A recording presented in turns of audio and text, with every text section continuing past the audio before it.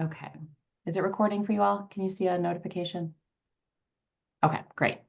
Well, hi, everybody. Thank you so much for joining our final Admissions Redesign Network meeting for this project year. I know our work will continue, but very excited to kind of share out all the great work that has happened and kind of talk about next steps as we move forward. So today on our agenda is just a quick overview of our project to date. We're going to hear an update on our student journey mapping project from Lena Blackstock, as she has just entered phase 2 with our students. So very excited about that update. We have a couple of updates to share since our last guiding team meeting on our finalized commitment statements or just kind of progress around some research. And then the big things for us to do as a group today, after we go through and review our 11 commitment statements, is to prioritize those and really trying to move forward with a top 5 for, I guess, just prioritization related to funding needs or, investment of our time. Because I know we don't necessarily need to do all 11 right at the exact same time. So we'll just be looking at what do we need to do first. And then also gathering some reflections and feedback from you all on this process over this last year, looking for, what would you say are some of our biggest wins, greatest challenges, advice for others, as well as additional resources still needed. And then our timeline looks like, incorporating any feedback from this conversation today into our final report that we'll submit to Lumina by May 23rd. So they were very gracious in giving us an extra month, as I told them that we had some of our work group meetings that we're continuing to meet and discuss and prioritize. And so we got a little bit of extra time there. Okay, so I am just going to share screen. Right. I still want to be able to see the chat though, so give me 1 second to reorganize my life. Okay. Okay. So, our admissions redesign project has really focused on a simple concept, that we're trying to reduce the complexities in the admissions process for students and kind of hearing from their perspective what is complex or what is cumbersome so that we can look at our own processes on the backside and see what we might be able to do to improve that. We've been through a 12+ month process together, really talking about the issues that we see as administrators that our students face, listening to students on what their experiences are, and really looking at the data and really looking at some other solutions to try to find opportunities to alleviate our student stresses and elevate their joy in the college admissions journey. Through our discussions, we have really prioritized 5 areas that we have looked at and thought, what can we do together to help improve our process? And those strategic priority areas are around transcripts, dual credit, financial aid, communications, and transfer. So that really is a summary of the kind of the big work that we've been doing. Thanks to all of our public universities, Kentucky Community and Technical College System, KDE, KIA, and our multitude of CPE partners who have been a part of these conversations. Just a quick overview, we really started thinking about admissions as a state, instead of individual admissions operations back in September of 23, which led us to apply for the Lumina grant and really get started on that work in February of last year.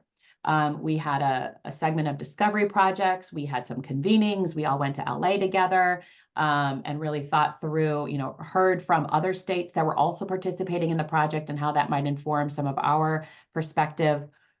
We codified our key strategies this last January, continued in a revision stage, but yet really had a good understanding of the work that we wanted to do together.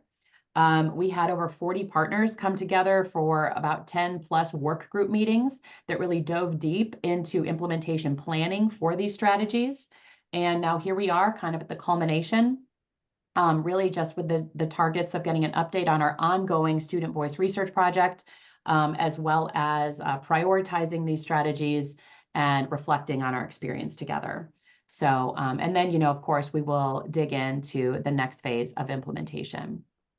So today in our agenda, we have a focus on our student voice component, a focus on the key strategies, and a focus on sharing lessons with the field. Now I am going to turn it over to our partner, Lena Blackstock, for a quick update on the admissions journey mapping. And Lena, Great, can you thanks. share, or do you need me to give I you? can share. You all Okay. can hear me. Let me get the screen up and maybe I can just get a thumbs up to make sure y'all can see my screen that says Kentucky College Admissions Student Voice Project. It's a mouthful. Great, perfect. Thank you, Amanda. I can see your thumb. Perfect. Always see a couple people on the screen. All right, let me get set up here. So good to see you all. I think I've met all, if not most of you at this point. I'm going to share a brief just review of what this is, this project, what it's about, what the goal is. I won't go too deep into that since we've been together a couple times. And then I will share the evolving student journey map from October last year up until the end of April, which was the end of phase 1. And I will share also some of kind of the learnings that we're gathering as we went through phase 1. And just what's next for the project. Let me see, will this click? Oh, come on. Give me one sec. My cursor will not click. Give me one sec. Okay, it's not even letting me exit out. Give me 1 sec. I might have to stop screen share for 1 second here. My technology is not having it. Uh-oh.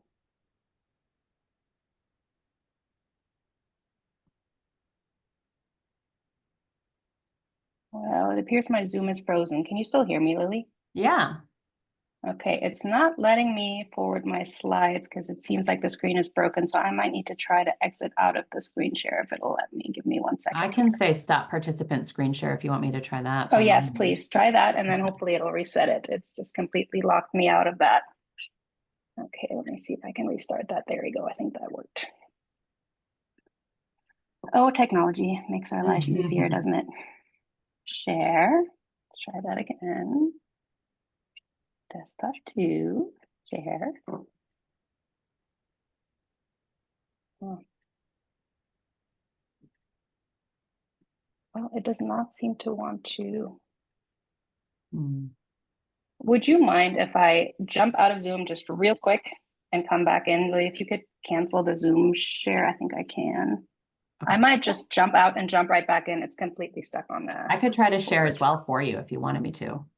Sure, if you have it open, you could. I might need my...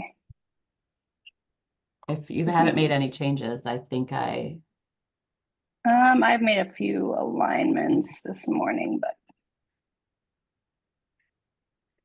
I mean, I should have your Google Slides. Are they not going to update?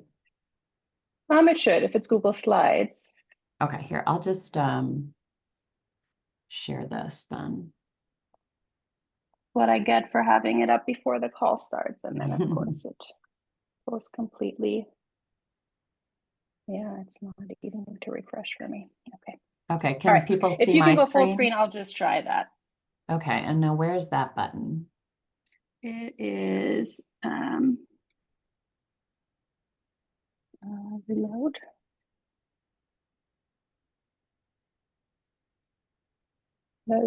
Yeah, it's crazy. My browser is completely stuck. It won't even let me refresh. Oh, the delays. Otherwise, if you guys can kind of see the screen, we can try it this way, and I'll just try to come along. All right, if we can go to the next slide, it's just a quick overview of the agenda. So again, we'll talk quick about where we are. Quick request for recruiting. We're almost at our quota for phase 2, which is exciting. A quick view at the student journey, admissions journey from October to April. And I do have quite a few learnings in section 4. I will probably not go through all of them on the call today, but we'll share the deck after so you all can review some of the quotes that support some of the themes that we're seeing. All right, if we can move on, we will go quick on where we are. Quick reminder, you all have heard this a couple times and Lily just mentioned it as well for the broader study, but the goal with this project is to better understand how we might leverage a deeper understanding of the student experience as a means to alleviate their stresses and elevate their joy as they go through this journey. Quick reminder on the timeline. We started in September with planning and recruiting. Phase 1 we had recruited 40 students. We ended up having about 30 students participate in the diary study where they completed weekly prompts. as well as reflection diaries, and they completed a workshop with me last month. And we concluded that phase of the study at the end of April. And we are currently finalizing recruiting for phase 2 students to move into the same activities in the diary study platform that'll run until August 30th. And then we'll synthesize and create the final report and artifacts for you. Okay, phase 1, quick review. I've shared this before. We had 30 students representing 11 different high schools with the goal of having students who will move on to one of the 8 public Kentucky universities. We ended up having only 5 participants who will move on from phase 1 to phase 2. So we are currently recruiting additional participants to fill the quota with the goal of having 3 students per Kentucky State University so that we can map those journeys out. So if you move to the next slide for me, Lily, actually one more. For phase 2, we are almost at quota, we are almost full, and maybe just a quick request for if there's any people in the call who are with NKU or Kentucky State, we may have already spoken. If so, thank you for your support. We're just looking for one more applicant for each of those 2 universities. I do have the application link in here, and we can copy and paste that into the chat. Lily, I'm not sure if you're able to maybe copy and paste that and just drop it in the chat. Otherwise, if you want to just reach out to me separately and we can make sure we get those couple last spots filled, that would be great. All right, so the student admissions journey, I had shared an update about this, I believe at the beginning of the year, but it was pretty high level. So we're getting a little bit more granular view into the students' experience as they go from dreaming big to getting ready to step onto campus. And we've followed them through discovery, the application, the waiting, and then into hopefully confident transitioning into college life. All right, so this is the college admissions journey as we're seeing it across these 30 students, starting in October, going through April. This isn't always a linear journey, as you all probably know, and so I've included some of those arrows at the top just to kind of start thinking about, we're seeing quite a few students that are kind of going back to previous phases. If they had their mind set on one university and had gone through all the steps, and then might have discovered that the financial aid package actually wasn't what they thought it was and having to revisit that, or maybe changes in major and deciding to go a completely different route as they go through it. So there is 3 kind of main phases I've identified, and then there's multiple steps within that. And I'll go through those at a high level. So Lily, if you could go to the next step for me, slide 12, I think, yeah. So the first step in the first phase is really dream it. This is where the students imagine the future. They think about their interests, their strengths, their aspirations.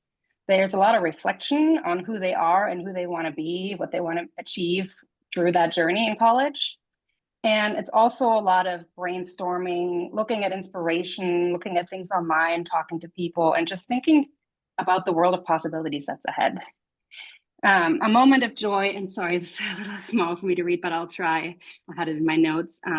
Some moments of joy here are feeling supported by counselors. So students really found a lot of joy and support from counselors and programs that help them envision future possibilities.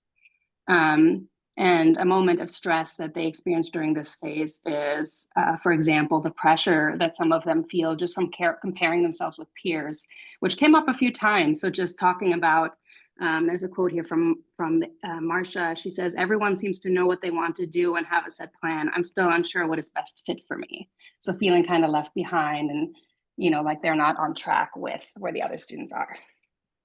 All right, the second step is see it. So this is where students actively research the colleges, the different majors, the options, and financial aid opportunities for them. They might attend college fairs, visit campuses, they join virtual tours, they talk to counselors, peers, professionals, family, all to help them visualize their options. And that step helps them, I would say, move from that dream phase to a little bit more specific and tangible goals. So one example for a moment of joy here is students talked about personalized outreach from colleges. So some students talked about getting handwritten notes. For example, Ronnie B here talked about getting a handwritten note from the student who gave her tour, thanking her to visit the campus, and that really left a big impression for her. We talk about some stressful moments as well. And for example, if we look at the mixed or inconsistent communications from colleges, Mary G said that some schools sent emails, others used their portals, and others just did not notify me at all. There were times where I waited for weeks refreshing my emails only to discover that there had been an important email sitting in the portal I didn't check often. So feeling stressed by kind of the missed communications or inconsistent ways that they're receiving communications. Okay. Step 3 is pay for it. So this is finding and applying scholarships and understanding their financial aid options. The students and often their families, as well as often counselors and support people through their schools, will dive into the financial aspect of college. They explore the scholarships, the grants, the financial aid like FAFSA. And they work together often to identify what's affordable. They apply, they gather all the documents that support funding for their education. And they see this as that practical foundation for making that college journey attainable for them and for their family. A positive moment or a moment of joy for some students was the guidance that they got. So working through scholarship and aid options with knowledgeable counselors brought them peace of mind. Courtney talked about, luckily with my wonderful college counselor, we found the intelligence degree at certain locations and universities that would offer me a way better shot of getting to where I want to be. So kind of thinking through with guidance about the dream and what they envision, and kind of meeting in the middle with what's reality and what's possible for them. And then we do see, still consistently college stress around college expenses and anxiety around debt. So for example, Daisy A says college is really expensive, like really, really, really, really expensive. I really don't want to be in debt when I graduate from college, and I just hate the idea of being in debt. Then we can go to step 4, which moves us is in phase 2. So we're looking at applying and waiting. I'm calling this step apply for it. And that's where students tackle the application process. They fill out the forms, they write essays, they gather recommendations, they submit transcripts to the chosen colleges. And many of them put a lot of effort into tracking deadlines, requirements, and for many of them too, and this was kind of over the holiday period too, and I know it came up a lot in the comments from them, is they felt like they were juggling a lot of these tasks while also doing their regular schoolwork and other commitments that they already have. So they talk about, needing a real heavy focus on organization, diligence, and perseverance. A moment of joy here, I'll share maybe a moment of joy and stress that actually are the flip side of the same coin. So some students talked about the ease of some of the application platforms. So for example, Joe said the application I made in my profile would go to every college that I applied for with a few extra questions. So just kind of the ease of having to enter information once and it distributing to multiple places was appreciated.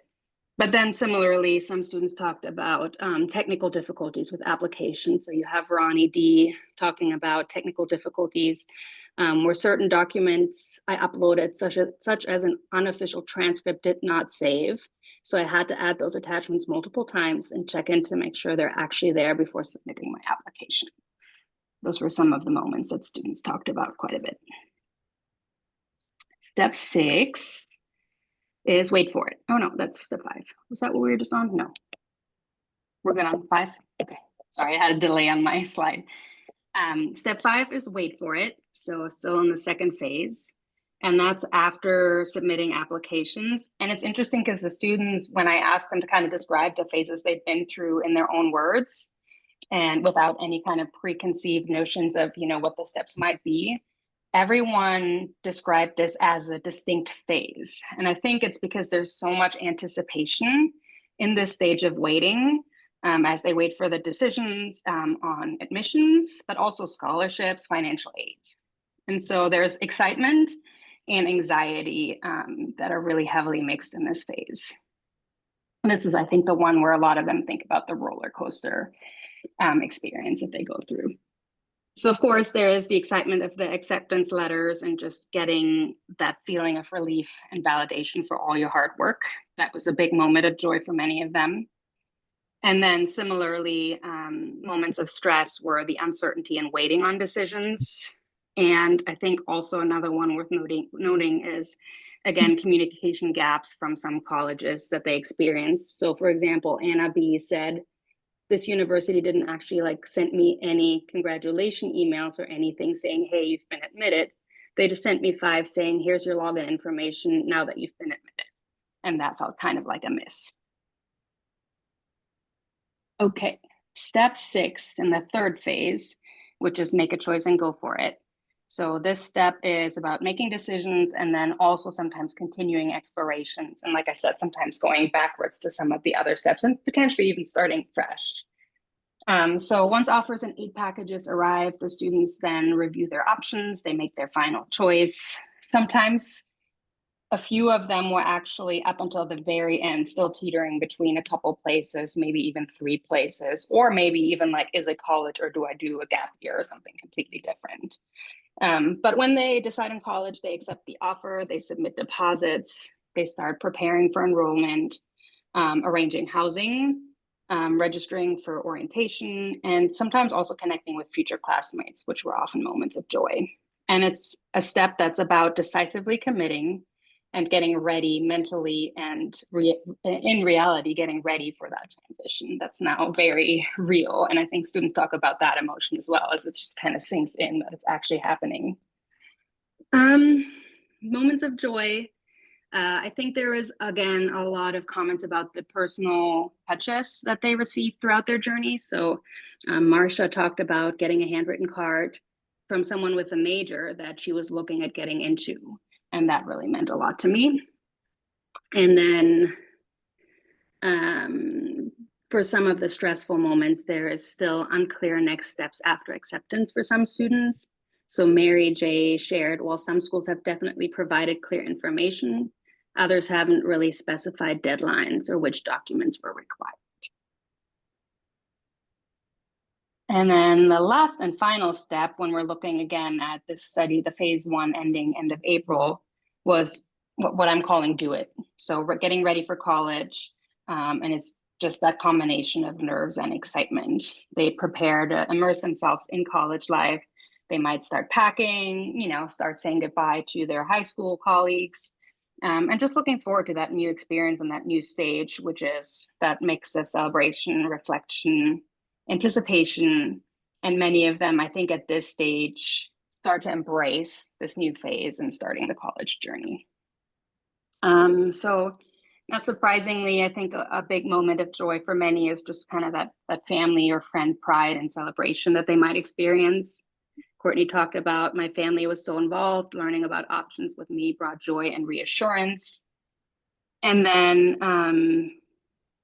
a big moment of stress that I've also outlined in the detailed learnings later on is uncertainty about housing and social life. So just kind of that reality about housing comes up quite a bit. And that's, getting into the dorm they want, that might be getting a roommate, that might just be sharing a space with someone that they don't know, that they feel really anxious about.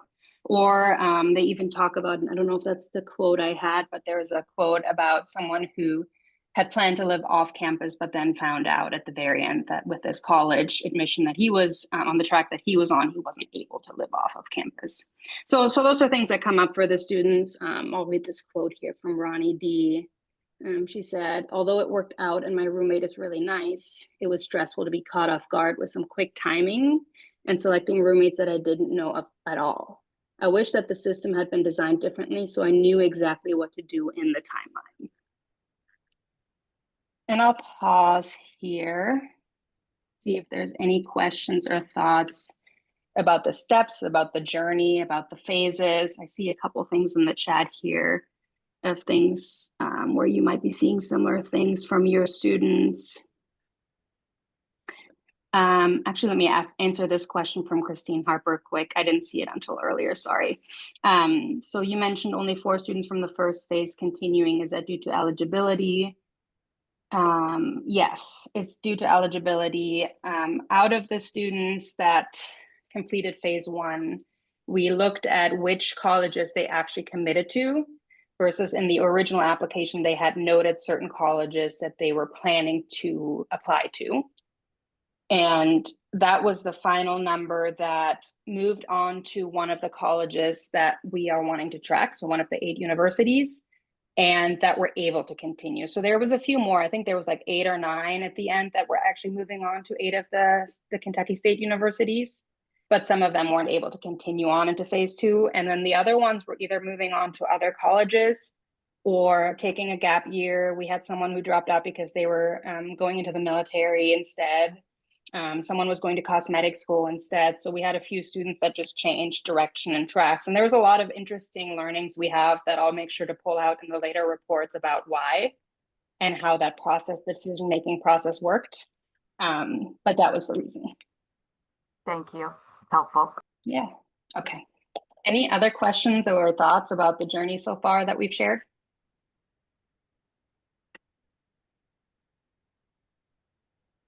Okay.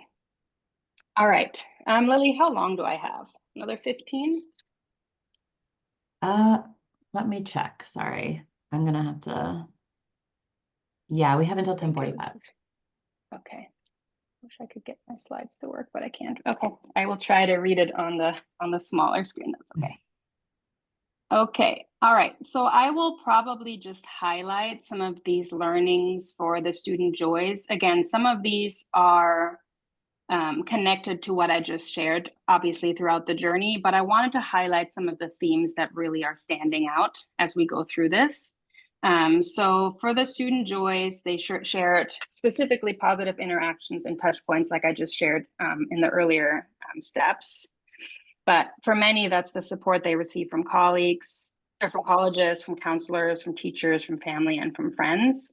And that helps them a ton just through that encouragement, that guidance, and the assistance that they get, because it is quite a complex journey and process with a lot of questions. And so just having that continuation of support throughout and the interactions, I think, is probably the biggest takeaway for me. So if you go to the first moment of joy for me, Lily, thank you.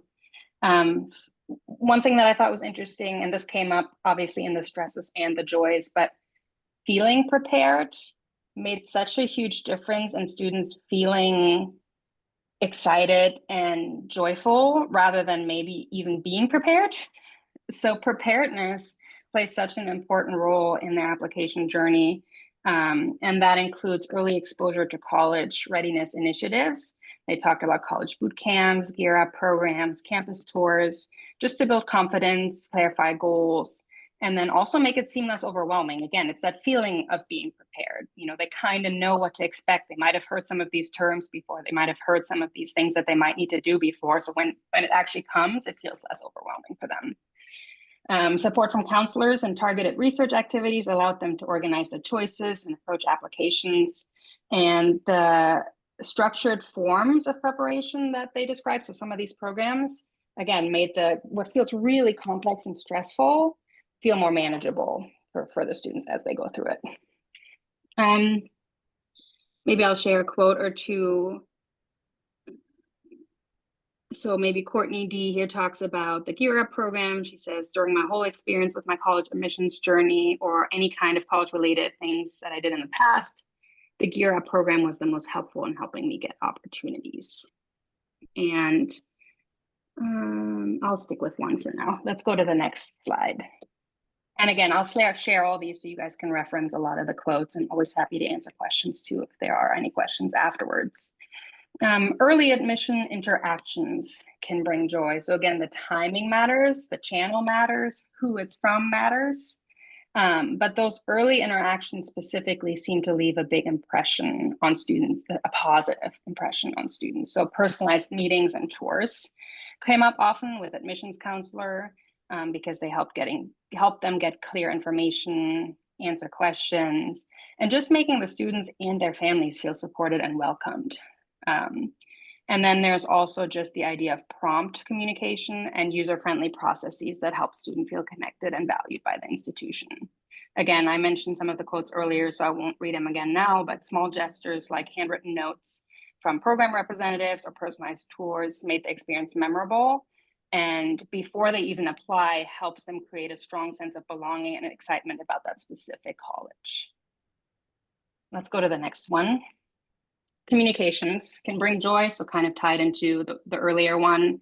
Effective communication is essential as they navigate the process. So direct interactions with admissions counselors, faculty, and high school staff provide clarity about the steps to take, helps them manage emotions, which is a big deal, and just boost the confidence that they're making the right decisions. I think for many, the responsibility of making decisions and making the right decision is really heavy. And so having someone along that can help them feel confident that they're making the right decision is important.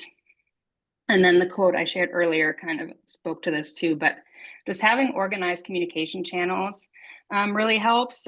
Some talked about having dedicated Google Classrooms for seniors in their high school to help simplify administration tasks, such as sending transcripts, and just make them feel like it was going to be a smoother process. And then again, meaningful conversations during campus tours and phone calls, offering practical guidance, and just that deeper sense of connection made it feel manageable for them. Let's go to the next one. All right, the application process itself, and specifically the platforms we use, can bring joy. And to no surprise, they can also bring stress. So this one's also listed under stressful moments. But their experience with the college application process was influenced by the platforms and tools that they use. Utilizing a single application profile for multiple colleges made it more effective, less repetitive, and user-friendly systems were really appreciated by students. They called it out multiple times. And then along with that, just support from counselors and admin staff, as well as intuitive tools like Parchment, which was called out both as intuitive and complicated. So again, different people have different preferences and different experiences. But just having a streamlined process makes it feel smoother and more accessible for the students. All right, let's go to the next one. This one's a big one. Again, it also comes out as a moment of stress, but understanding the total costs can bring joy. So understanding the full cost of college, not just tuition, is crucial for students navigating the admissions process. Scholarship offers and competitions are exciting for funding education, but students learn that they also need to account for additional expenses such as housing and other out-of-pocket costs.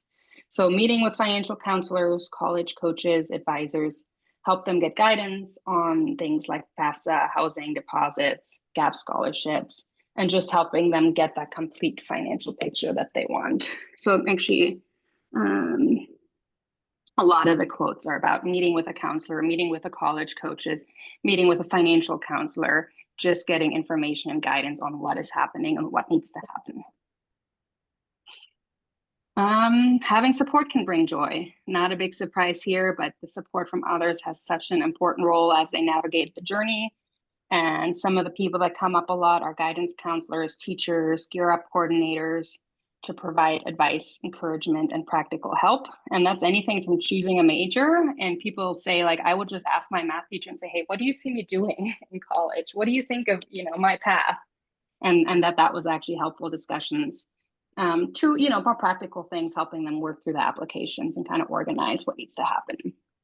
And then, of course, parents were a really important source of reassurance, helping them with their financial forms and just emotional support. And then specifically, a lot of them also called out friend support, and that can be old friends or new friends, and just helping them as they deal with similar challenges. Just having that shared experience and that camaraderie is a big deal for them as well.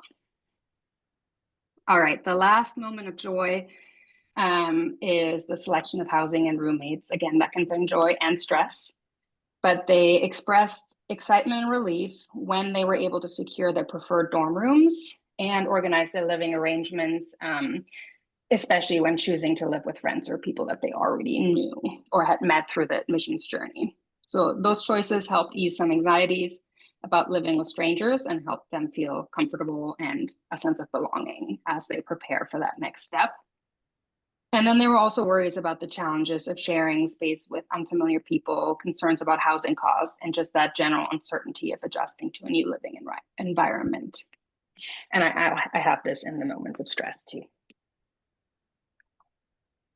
All right. So similarly, students often describe feeling overwhelmed by the process. They describe being stressed by deadlines and financial barriers. and frustrated by communication issues. Many of them also, like I just said, struggled with decision-making and just felt that pressure from peers and parents as they were going through that process. All right, so not feeling or being prepared can create stress. So similar to the positive experience that I just described, many talked about feeling like they had maybe limited preparation for key milestones like the ACTs, maybe unclear guidance on choosing majors, and surprises about dual credit transfers or supplemental application materials that were needed. Beyond the actual readiness, the confidence was deeply impacted by a lack of time, mounting responsibilities, and the pressure of comparing themselves to peers who seemed more certain or ahead in the process. And so often what I see is this idea of feeling prepared and having the confidence and emotional support to navigate decisions prove just as important, if not more so, than simply completing the required steps.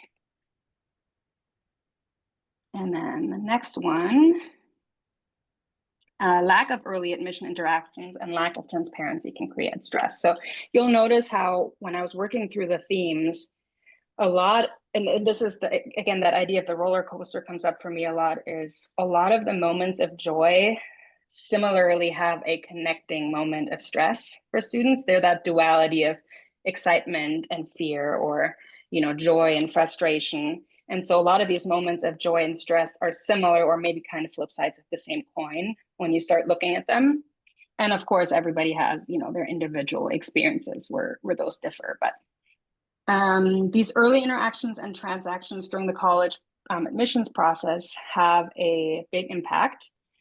So when colleges provide clear, timely, and transparent communications about deadlines, requirements, and campus realities, students feel better prepared and more confident. But when there's a lack of communication, confusion through the platforms, or inconsistent and missing information, they feel really overwhelmed, frustrated, worried. And often they're scared that they're missing opportunities because maybe they missed the deadline or they missed the communication, and then they feel like they made the mistake. So similarly, personal connections and proactive outreach make a big difference, and many of them often have found themselves kind of scrambling to find the information or support when the people that they're supposed to be communicating with are not responsive or transparent early in the process.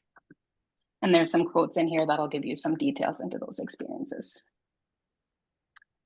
The third one, unclear or lacking communication can create stress. This is very similar to the previous one, just some slightly different nuances. So I might skip this one. Again, the quotes will give you some nuance about the timing of communication and then also the types of communication. So if we can go to number 4, thank you. The application and transcript process and the platforms we use can create stress. So students' experiences during the process were influenced by the platforms and apps that they use, with many finding the process confusing and overwhelming. Submitting transcripts, again, emerged as a particularly challenging task, as navigating apps like Parchment was difficult, and miscommunication between students, high school staff, and colleges led to delays and frustration. Uploading documents sometimes required repeated attempts, and different communications through emails, portals, and apps made it easy to miss important updates. And so there's, I think, opportunity for more clarity, more consistent notification systems, and easier application platforms to relieve some of that stress. If we could go to the next. This is, again, the flip side of not understanding total cost.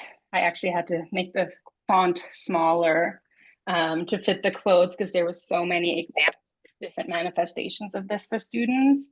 But students talked about, understanding the full cost, and some of them talked about feeling misled or caught off guard by unexpected loans, hidden fees, and discrepancies between what was promised and the actual aid packages that they received. So scholarships often did not cover as much as students were led to believe, and information about true out-of-pocket costs, renewability, and deadlines for financial aid were vague or delayed.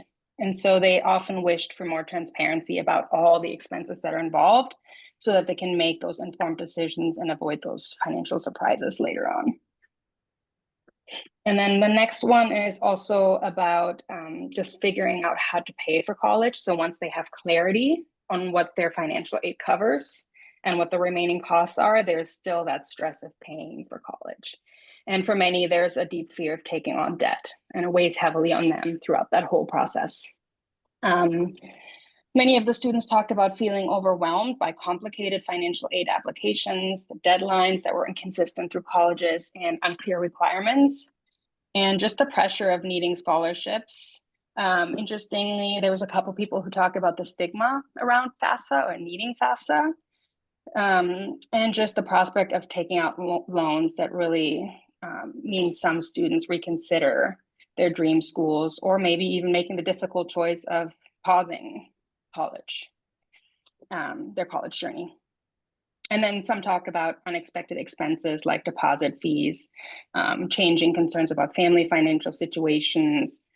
For example, the student who left the study to pursue the military was a young father, and decided that based on his financial eligibility, it was best to pursue that track instead.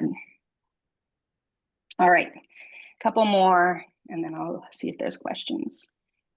There's a lot of pressure on the students to decide and manage all the things that I talked about, especially over the holiday phase.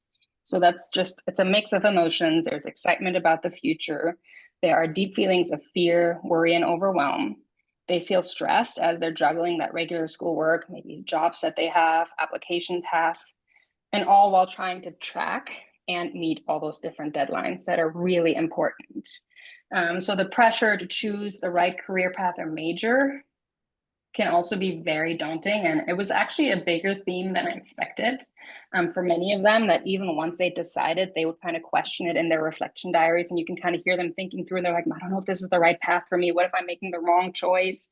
Especially for students who might already struggle with indecision because they're so scared that they're going to make the wrong choice. And so there are moments of excitement, but this phase, especially over the holidays, again, is where I noticed it, like November, December through January, February, that process, they're completing applications, they're competing for scholarships, they're waiting for decisions, they're going through all the other stuff in their life, and they're just very emotionally taxing on them. Okay. The lack of transparency and clarity about dual credit matters and can create stress. So students' experiences highlight the need for greater transparency and clarity around dual credit courses during the journey. Many discovered late in the process that not all dual credit classes would transfer or fulfill requirements at their chosen colleges, despite assurances from high schools and general messaging. And so they felt they felt frustrated, confused, and worried about unexpected costs. And so they felt like they weren't maybe adequately informed about how the dual credit coursework would be credited, and felt that it was important to receive honest and detailed guidance from both high schools and colleges as they pursue those dual credit programs. And then lastly, the last one is the selection of housing and roommates, like I mentioned. And this is, again, the flip side of the same coin that we talked about earlier. But there's uncertainty, anxiety about the process, the deadlines, and just having to make those tough choices of, preferred rooms, preferred dorms, and potential roommates that they might not know. Many talked about the support they received through this journey, but some also talked about feeling unsupported by counselors when searching for relevant information or opportunities related to their housing. And then there was, some concerns from students about the room size and just their personal comfort with sharing a space with someone they don't know, maybe a small space. So just adding to the stress of this, the celebration that they're going through at the end of their high school journey and getting accepted into a college, they have this kind of lingering stress and worry about the housing situation at the phase that they're at right now. All right. I think that's all I had for the stresses and joys. Sorry about the technical difficulties there, but maybe, Lily, if we just have a minute to see if there's any questions or remarks. Otherwise, like I said, we'll share this deck with everyone. Any surprises? Okay. All right. I will let you take it back, Lily. Thank you. Thank you, Lena. That was very insightful, and I think a lot You've really put together a lot of insights from the last update that we received. And so thank you so much. It does really seem like it's two sides of the same coin. And so we can kind of focus in on some of the big pieces that seem to be turning points for students, and if they feel joy in a specific experience or if it happens to be stressful for them. So And that I was think the really joy about the great thing about that realization for me, as I was thinking about, starting to think about implications, a lot of the interventions and the implications for you all might all revolve around the same piece and might therefore be easier to target if you can kind of, connect those joys and stresses if they already exist that way for students. So There is a quick question on the process in the chat, if you don't mind checking that out. yes. All right, Stephanie, were students given opportunities to engage with one another during the journey mapping process or revisit the key themes after their feedback was compiled? Yes, for phase one, we had one co-creation workshop. This was a 1 hour virtual session with the students last week, where we revisited what they shared within their individual journeys and the moments they experienced. And then they co-created kind of, how they might improve those things that they experienced. So they kind of co-created a better version. We did also have a small student panel. I don't know if any of you all were participating in that, but we had to reschedule to a virtual panel. And so that was another opportunity for a smaller section of the students to come together and discuss their experiences. And then the second question, how did they respond to seeing their input reflected in the final work? So this is not the final work yet. This is just an interim update on where we are. But the students will have a choice to receive the insights from their final journey maps at the end of the study. We just wrapped up their activities a week or so ago, and they are receiving their technology rewards right now. So they all receive Beats headphones, in addition to the monthly gift cards that they received. And then once we compile the final journey maps, which are eight of them at the end of the program, September-ish, we will make sure that the students have a choice to revisit that as well. And there's 2 more co-creation workshops in phase 2 as well. I hope that answers your question. Thanks, Lena. Okay, well, I would like to kind of keep us going. And the next part of our agenda was just 2 updates that we wanted to share since our last guiding team and network meeting. So I'm going to turn it over to Amanda Ellis real quick for a quick update on the transcript project. Yeah, so Lena, it was really great to hear what you had to share, and I think some things that we all connected with. And so we met initially with the transcript group, and a lot of questions on commitment 1, which was around having a transcript exchange for dual credit students. There was a question on, is this feasible? Is this allowable with accreditation? And a lot of questions. So since that time, we have not met again, but I did want to give an update, and Christine's on this call as well. But a couple of folks from UK, so Kay from there, I didn't get that, Kim Taylor and Christine and Phil and Sue from the National Student Clearinghouse, and then Travis Muncie and I from CPE met last week to discuss the feasibility of this, the costs, the unintended consequences, the capacity needs.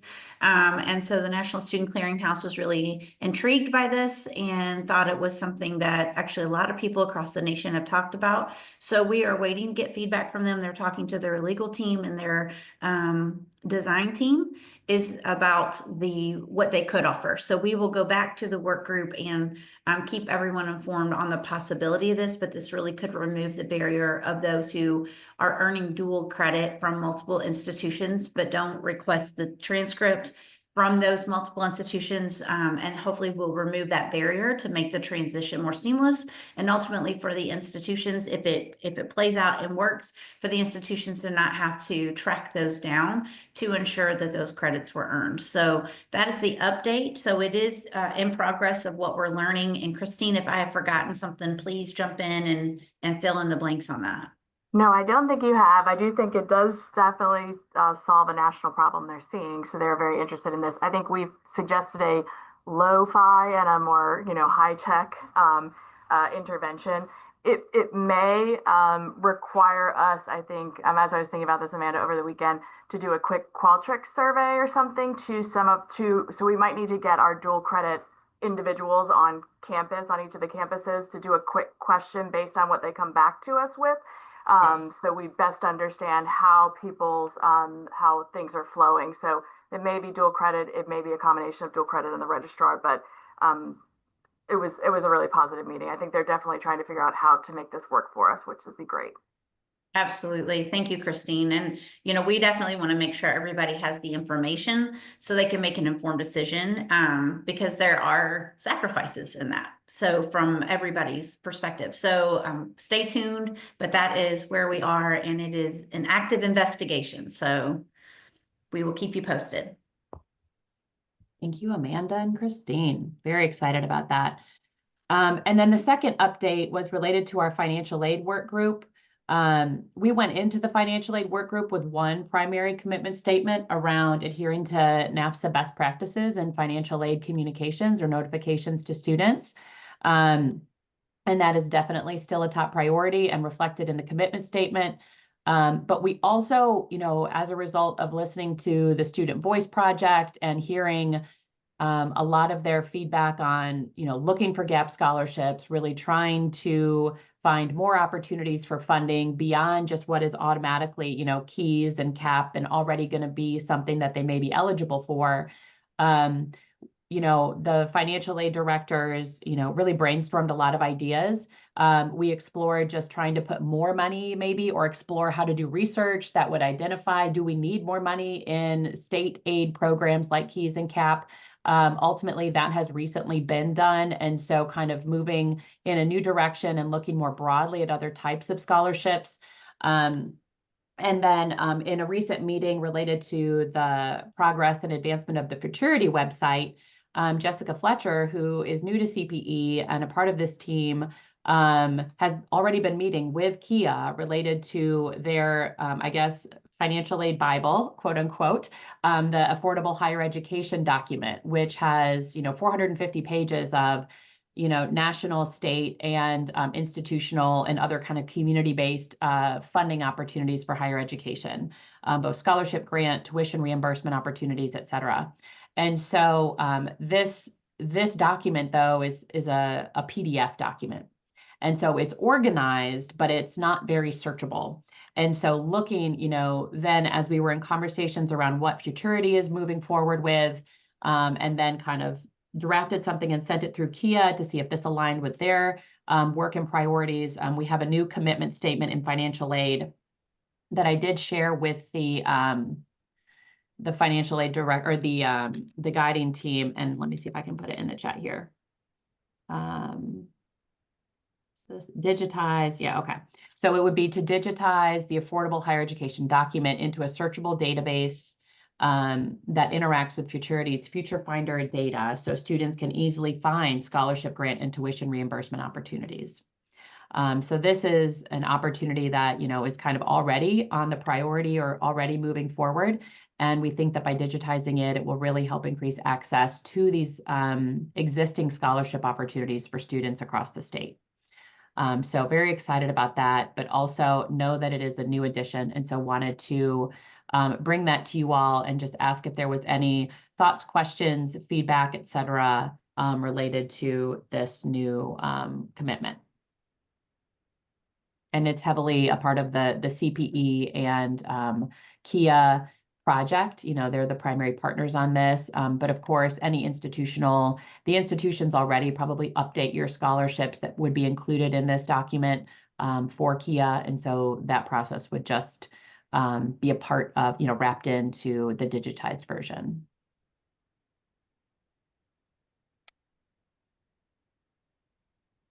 Are there any questions? I see Mackenzie. Yes, much needed. Really excited about this. Okay, wonderful. Let's see. Bless you. Oh, yes, Harmony. Sorry, I'm good. Oh, okay. Perfect. Well, let me pop back into the presentation here. Okay. Can you all see my screen? It looks like it's sharing there. Yes. Okay, thank you. All right, so as we have done all of this great work together, we have 11 commitment statements that I'm going to review with you all quickly, and then we're going to move into a prioritization activity. And I will update this, I think, as a result of some more insights from the student journey mapping project. But definitely the discovery work that we did in really understanding our current state picture has really helped illuminate why these areas are the priorities and what specific work we think we need to do. And so really excited that it has been such an illuminating process. And, our 5th priority area is transfer. But as a result of that kind of being added a little bit later in the process, it wasn't a big part of the discovery projects. But we still have, I think, some really good commitment statements around improving our transfer. So I'm just going to review these for you all. Feel free to put a question in the chat if there is anything that does come up for you. But, we have really been talking about these for a while. So our commitments include creating the Kentucky Post-Secondary Transcript Exchange through the National Student Clearinghouse. Potentially the functioning of that would be CPE as a transcripting institution for dual credit students. Related to high school transcripts, establishing parchment best practices for sending final high school transcripts that detail a minimum set of practices and provides professional development to school staff related to Infinite Campus. As we move into dual credit, we are looking at conducting an audit of dual credit opportunities in all high schools in the state, including the course offerings and modality, teacher certification, and student participation rates, to inform our policy, practice, and programs in order to increase access to dual credit opportunities. We have another commitment to research the out-of-pocket student costs of dual credit participation beyond the tuition that are not covered by the dual credit scholarship in order to inform policy around dual credit. As we move into financial aid, we have a commitment to adhere to NAFSA Code of Conduct in the financial aid notification to students. And we also are prioritizing to digitize the Affordable Higher Education document into a searchable database that interacts with Futurity's Future Finder data so students can easily find scholarship, grant, and tuition reimbursement opportunities. As we look at our communications priority, we commit to engage campus partners in review of the Futurity website to ensure it's aligned with accurate and timely college-going messaging and resources for students and families. And we also commit to create a key messaging proposal for grades 9, 10, 11, and 12 to share with high school counselors. Key messaging proposal will be available on the Resources for Counselors tab on the Futurity site. Related to seamless transfer, a commitment that KCTCS shares intent to transfer information with all in-state public four-year partners to promote collaboration and assist students transferring between institutions.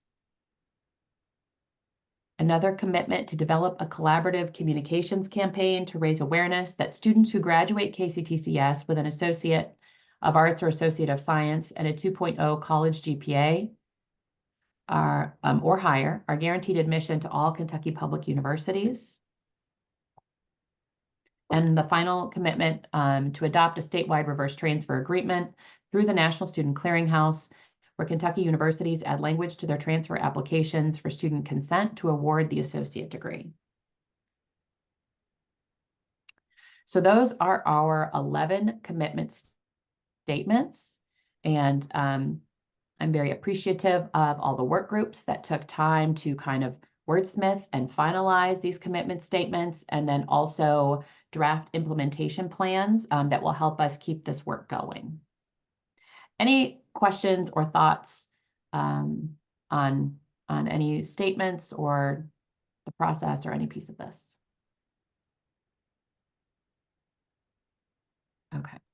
Sorry, I couldn't hit my mute button fast enough. This is Harmony.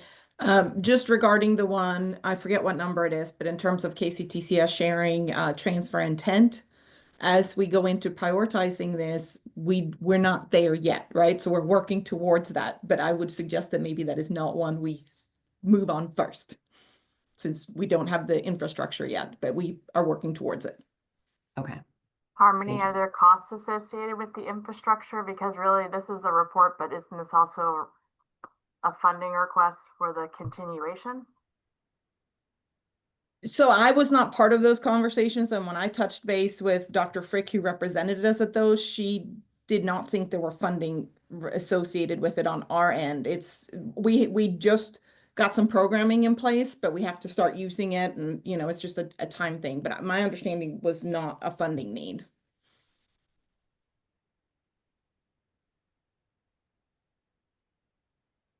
I think that it is still very important to know where we all sit, though, with what we think are the priorities for, improving our student admissions journey. So I think that it's okay, Harmony, if it does come up as a very top priority, I think that we'll just provide the support to try to see, well, where do we go next and what is the timeline? Because it's important to know what partners are looking at. Okay. So this next part, because it's going to be so interactive, if you don't mind going to menti.com, you can do that on your computer or on your phone.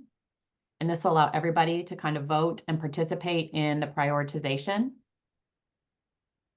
And when you go to menti.com, you'll use this code that is, I can put it in the chat as well, 272505552. And so we're just going to have 2 activities here.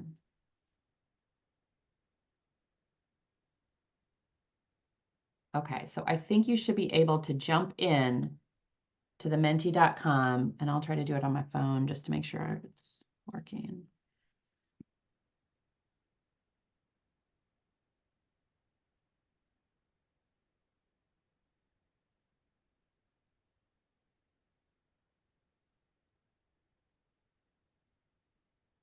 Okay, so we're ranking our strategies in order of priority, number 1 being our top priority. So 10 is our least priority. Okay, so so go ahead and get started. And if you have any questions, you can come off mute or put a question in the chat if you're having any issues with this.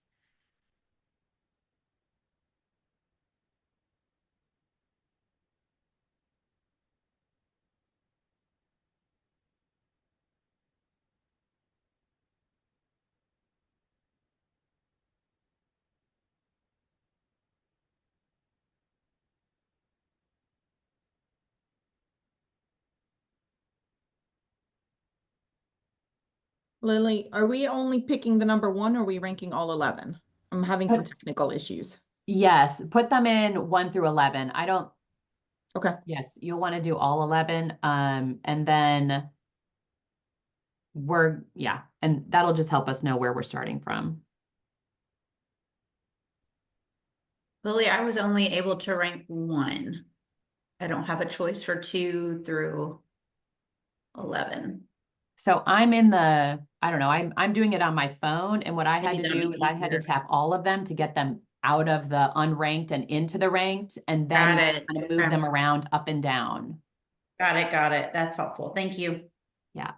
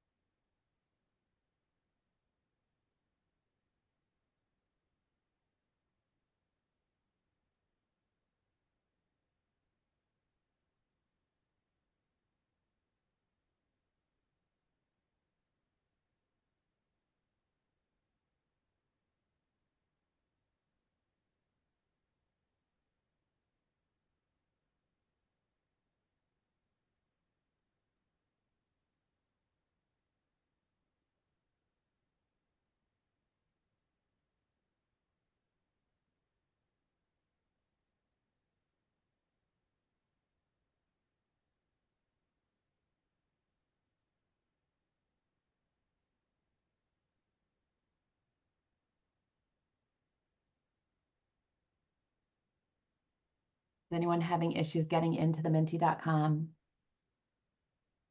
Because everybody is welcome to vote. And I think, we have about 35 people in the voting and about 49 folks on the meeting. So please feel free to join in if you haven't yet. Lily, this is Amanda. I was only able to rank one and could not do anything, and then it's somehow submitted for me. So so it has one vote for me. So I don't know how that shows on your end. Okay. All right. I think that might have happened to Amanda too. So Thank you. can you go back at all? Is there a reverse No, button? it knows my URL or my address. Like when I go back, I tried to do that too. So I just wanted you to know that.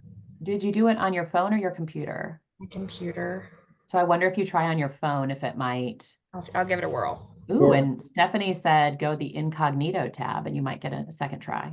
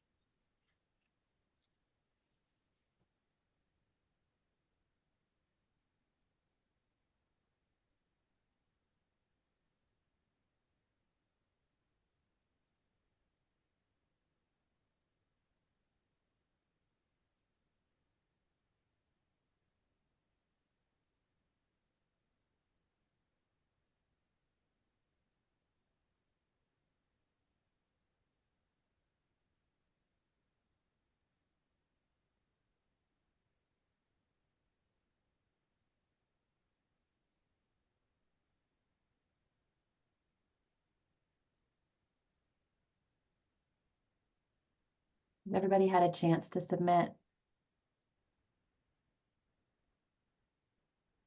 Like we have 39 submitted. Wonderful. I really appreciate this engagement. Thank you guys. I know this was a little cumbersome as I was trying to do it myself, but we had 11 awesome strategies and this will just be really helpful as we continue, meeting and moving forward, where the group really thinks we want to get started. I am curious if from the student journey mapping report out, if we thought there was anything really significant that might be missing from our strategies.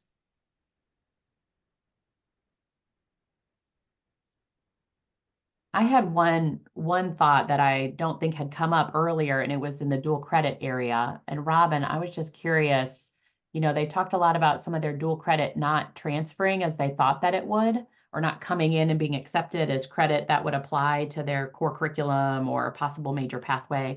And I was just curious if that's on the dual credit strategy in any way, what that looks like. Yeah, thanks, Lily, for the question. The Dual Credit Advisory Council, it really has taken this topic on as a kind of a priority. And you know, the requirement for the dual credit scholarship for CTE has already been that those courses would be aligned to the pathways that are established by KDE. And in the most recent session, that also was adjusted to include the CPE core you know, requirements for gen ed. And so we feel like that there's an opportunity to tighten that up so that courses are more transferable. But I also feel like that this messaging with school counselors is also really important because I think sometimes it's a matter of students not really understanding fully. And I think I heard that in what was shared, what Lena shared about, you know, what students are saying about their experience. So yes, we are definitely working on that with the Dual Credit Community of Practice and with the Dual Credit Advisory Council. So, you know, that topic is already on the radar. Okay, really great to hear. Thank you. Okay, so I just have a couple of other questions, a couple of other pieces to this Mentimeter, so stay with me. So now, you know, as the last part of our Lumina report is for us to share back with them about our process. And so I just wanted to, you guys could text in this is just an open text box, and would love to hear any perspectives on what you think over this last year of working together have been some of our biggest wins. And then I have 3 other questions after this one. So we'll just spend, you know, about 3 minutes or so. So if you don't mind kind of sharing some of your thoughts on biggest wins here.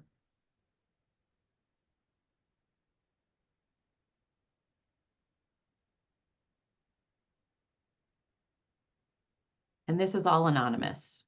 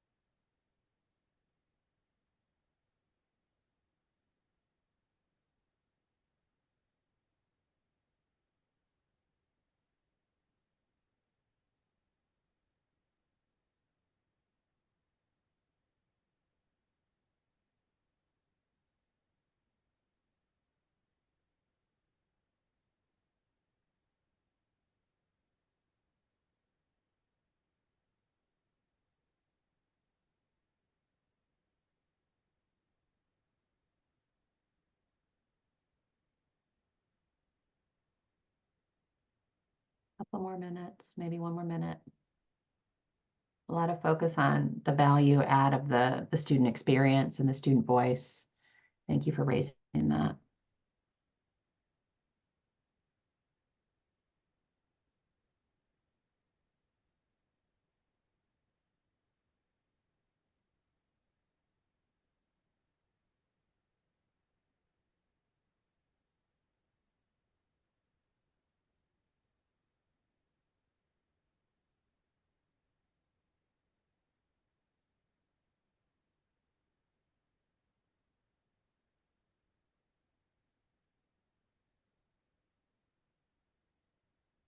In 1 more minute.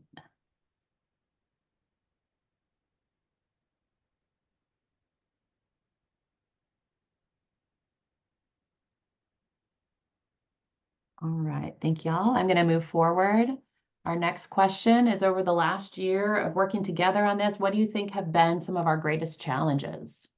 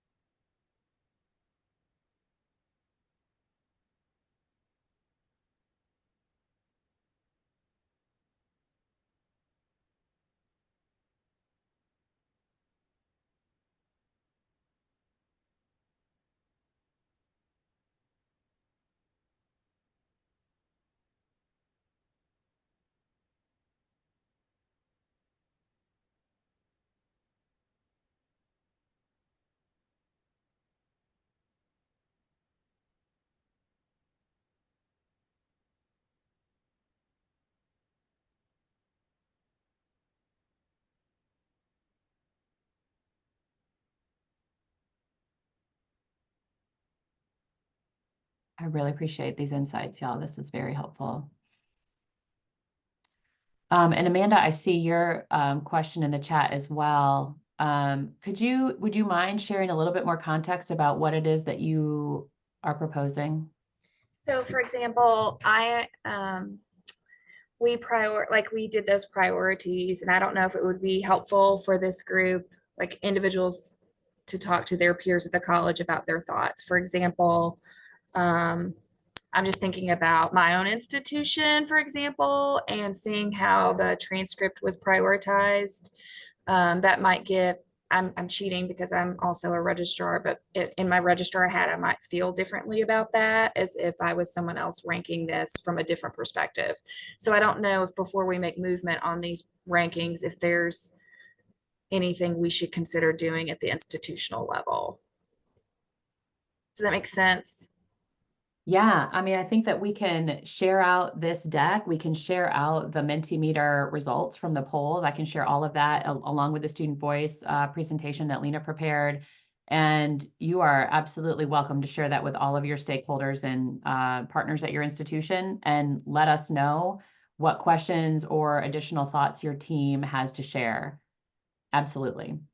Welcome. Everybody is welcome to do that, because this is just the first, we're now moving into a next phase. And so we'll continue, like Amanda Ellis mentioned earlier, we have a lot of research still to do, but that's a part of the implementation, is a part of the research and making sure, some of the other pieces of the process. So welcome your insights on whatever the topic may be.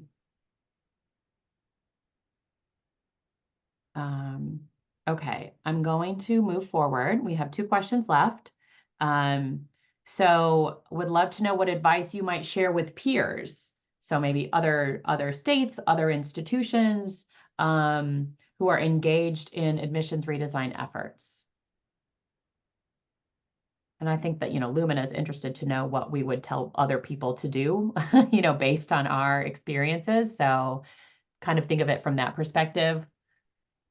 These are notes that Lumina is going to also take as they continue to fund future planning grants and opportunities like this.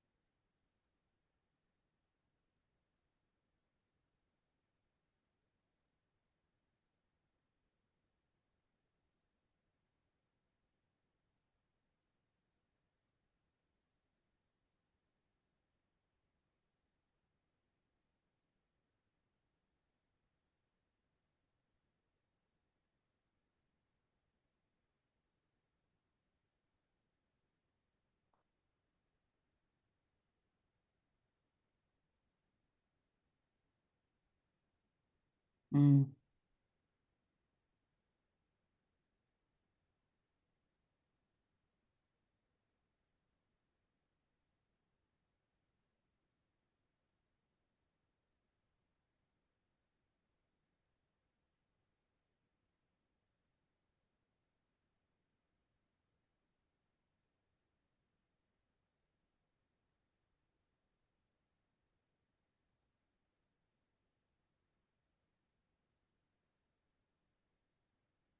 All right. I'm going to move into our last question. And this one, this was Lumina's question to us. So what additional supports do we need to continue implementation of our strategic recommendations?